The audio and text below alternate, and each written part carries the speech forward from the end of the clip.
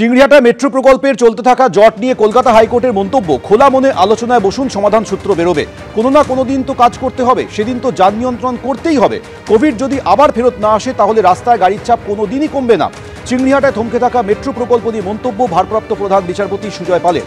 সাবওয়ের কাজ না হলে সমস্যায় পড়বেন সাধারণ মানুষ, সওয়াল করেছে রাজ্য।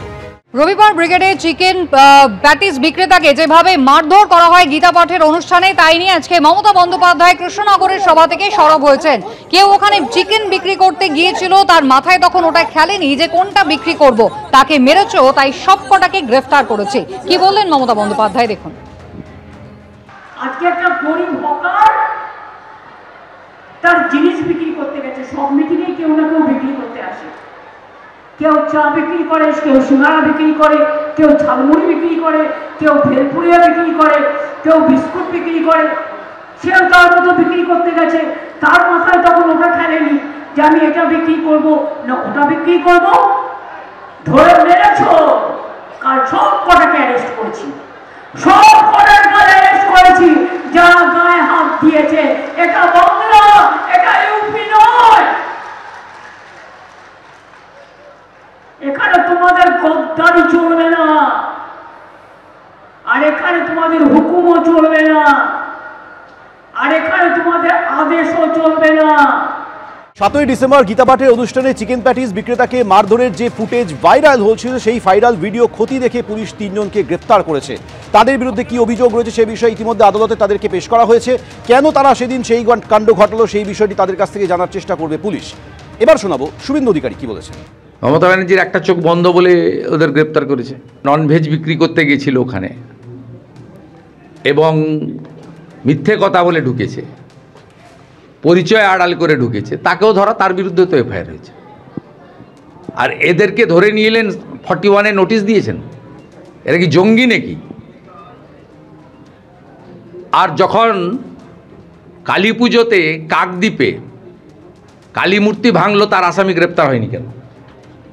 মন্দির বাজারে জগদ্ধাত্রী মূর্তি ভাঙলো, তার গ্রেপ্তার হয়নি কেন? সব হিন্দু পাড়াতে আমি এই হনুমানজির ভাঙা মূর্তির ছবি লাগাবো। এই জন্য পশ্চিমবাংলায় হিন্দু মুসলিম সম্প্রীতি নষ্ট হচ্ছে। এই জন্য হুমায়ুন কবিরের মতো মৌলবাদীরা বাবরের নামে ধর্মীয় স্থান করার সাহস পাচ্ছেন। আমি পূর্ণ আইনি সাহায্য দেবো এই ছেলে। গতকালে নাজাতের ঘটনা, শেখ শাহজাহানের ঘটনায় মামলায় অন্যতম সাক্ষী যে ব্যক্তি ভোলানাথ ঘোষ, তার গাড়িতে ট্রাকের ধাক্কা এবং ইতিমধ্যেই ফরেন্সিক পরীক্ষা, দুটি গাড়ি রয়েছে আপনারা জানেন, এবং যা জানা যাচ্ছে যে ইতিমধ্যেই ভোলানাথ ঘোষ তিনি কিন্তু 8 জনের বিরুদ্ধে অভিযোগ দায়ের করেছেন। কথা বলবো, সমীরণ পাল রয়েছেন আমাদের সঙ্গে। সমীরণ, 24 ঘন্টা পেরিয়ে গিয়েছে, পলাতক ট্রাকের ড্রাইভার এখনো হদিশ পাওয়া যায়নি। যে 8 জনের নামে অভিযোগ করা হয়েছে, কারা তারা?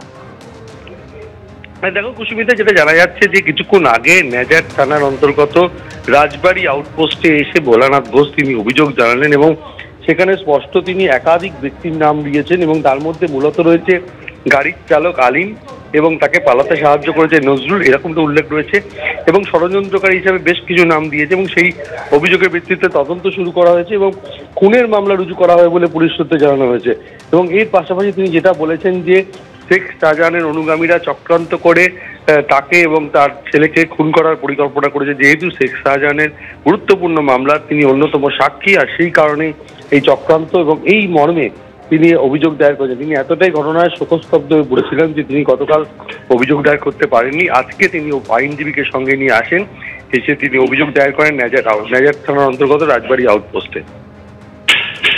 একেবারেই সমীরণ, তুমি আমাদের সঙ্গে থাকো। গতকাল থেকে বারবার ভোলানাথ ঘোষ তিনি কিন্তু দাবি করছিলেন যে নিছক দুর্ঘটনা নয়, একেবারে পরিকল্পিতভাবে তাকে হত্যা করার চক্রান্ত জেলে বসে করেছে শেখ শাহজাহান। শুধু তিনি নন, তার পরিবারের অন্য সদস্যরা তারাও কিন্তু একই অভিযোগ করেছেন এবং তারপর আজ তিনি ইতিমধ্যেই রাজবাড়ী থানায় গিয়ে লিখিত অভিযোগ দায়ের করেছেন মোট 8 জনের বিরুদ্ধে।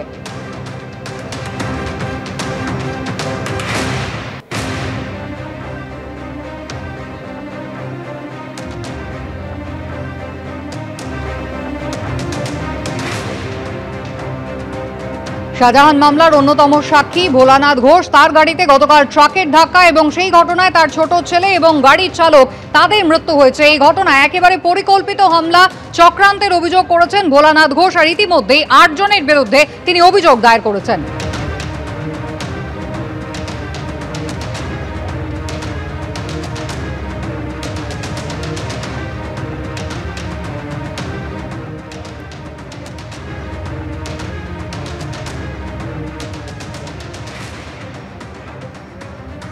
ভোলানাথ ঘোষ গতকালও যে দাবি তিনি করেছেন, আজ সকালেও কিন্তু একই দাবি করেছেন। শেখ শাহজাহান মামলায় অন্যতম এই সাক্ষী যে চক্রান্ত করা হয়েছে এবং সেই কারণেই এই হত্যার ঘটনা। কি বলেছিলেন দেখুন। আমাদের কাছে একটা ছবি রয়েছে, যে ছবিটা একবার দেখাতে বললো ক্যামেরা পার্সন দিব্যেন্দু সিনহাকে। এই যে ছবি, সেই ছবিটি কার, সেই বিষয়টাই আমরা সরাসরি জানবো ভোলানাথ ঘোষের থেকে। ভোলানাথ বাবু, এই যে ছবি আপনি একবার দেখে নিন। এই যে ছবি, আলিম মোল্লা, এটাই আলিম মোল্লা, লাউখালি বাড়ি। এই কি কালকে ছিল? একদম একদম। তারপরেও আমি ফিরে আসার পরে আরও খবর পেলাম, ওটা আমাকে চাপা দেওয়ার পরে বেরিয়ে এসে কোন মোটর বাইকে কোথায় গেছে সেটাও খবর পেয়েছি। এটুকু, এই হচ্ছে আলিম মোল্লা, আমি নিশ্চিত। এই খুনটা মানে করতে চেয়েছি। হ্যাঁ, এর পিছনে অনেকে আছে, কিন্তু এই হচ্ছে মূল আমার এই মুহূর্তে আর কি যে উপস্থিত ছিল এই আলিম মোল্লা। নেপথ্যে অনেকে রয়েছে, একদম অনেক অনেক অনেকে। যেটা বারংবার বলছেন, তাহলে কি শেখ শাহজাহান জেল থেকেই গোটা বিষয়টার কলকাঠি না? একদম সব রেকর্ড চালাচ্ছে, সবটা চালাচ্ছে, চিন্তা নেই। মানে আপনি যেহেতু অন্যতম সাক্ষী, আপনাকে মিটিয়ে দেওয়াটাই মূল লক্ষ্য। একদম হিসাব। এবং অনেক সময় অনেক হুমকির কথা এসছে, দেখা যাক কদিন থাকিস কি বৃত্তান্ত, বিভিন্ন লোক বিভিন্ন আলোচনা করেছে, কিন্তু আমি সেটা খেয়াল করতাম না। কিন্তু তারপরে এটা ওরা একদম ছক করে নিয়েছে, এর পর ওর কেজের ট্যাল উঠবে, বিভিন্ন কিছু হবে, এই সময় যদি সরে যায় তাহলে আমরা সবাই বেঁচে যাবো, এটা ভাবনা। কিন্তু এ তো 11টা নোটিশ কি আছে, ওয়ারেন্ট বেরিয়ে আছে সিবিআইয়ের নজরে, সিবিআই অ্যারেস্ট ওয়ারেন্ট বেরিয়ে আছে আলিম মোল্লার আলিম মোল্লার বিরুদ্ধে। আতঙ্ক বোধ করছি, এই প্রশাসনের কাছে সেটা দাবি করছি, যাতে আমার এই আপাতত এই আতঙ্ক কাটাই উঠতে পারি, প্রশাসন আমাকে সাহায্য করে।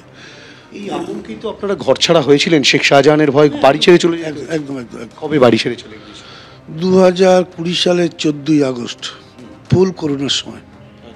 আপনি যে নিরাপত্তাহীনতায় ভুগছেন, সুপারিনটেন্ডেন্ট অফ পুলিশের কাছে এটা লিখেছেন, কিন্তু সেটা জমা দেননি, যেটা সোশ্যাল মিডিয়ায় ঘুরছে, সেটা জমা সেটা কি আপনারই লেখা, এবং সেটা কেন জমা পড়ল না? আমি ওটা লিখিয়ে কমপ্লিট করে তারপর ভাবলাম, আমি লোকাল আমার পুলিশ স্টেশনে দেখা করলাম, বললো আমরা আপনার সঙ্গে আছি, চিন্তা নেই। তখন দেখলাম যে এটা জমা না দিয়ে যখন একটা আস্থা পাচ্ছি সেটা ঠিক আছে, সব ঠিকঠাকই চলছিল। আর এগুলো তো আকস্মিক দুর্ঘটনা। আজকে কি লিখিত অভিযোগ দায়ের চলে যাচ্ছে, ছেড়ে চলে যাচ্ছে। আপনার ছেলে গিয়ে অভিযোগ দায়ের? একদম, আমি সই করে দিয়ে ছেড়ে চলে যাচ্ছে, চিন্তার কোনো কারণ নেই। এখনো পর্যন্ত শেষ বক্তব্য যেটা আপনার, যে শেখ শাহজাহান জেলে বসেই গোটা বিষয়টার পরিকল্পনা। একদম একদম একদম একদম একদম ফুল রেকর্ডটা সাজারি চালাচ্ছে, চিন্তা করেন। আপনি অন্যতম সাক্ষী বলে একদম অনেক তথ্য আছে শাহজাহানের আপনার কাছে, যার জন্য এটাই। এবিপি আনন্দ, এগিয়ে থাকে, এগিয়ে রাখে।